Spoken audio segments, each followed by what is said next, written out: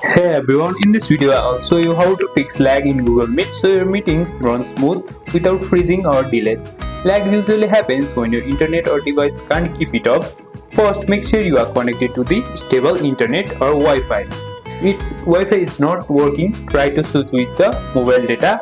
If others are using the same internet, ask them to pause download or streaming during your call. Next, close the extra app or browser tab. They take up memory and slow down Google Meet. Make sure if you have the extra app running in the background, try to stop it. Then open the Google Meet and your meeting will be run smoothly.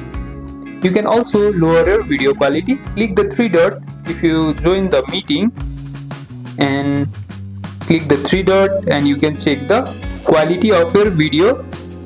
From here, select standard definition instead of HD. This reduces the bandwidth and makes the call smoother. If you are still lagging, restart your router or device to refresh the call and the connection. And that's it. By improving your internet, closing background apps and lowering the video quality, you can fix lag in Google Meet quickly. Don't forget to like and subscribe for more easy tech tips, and I'll see you in the next one.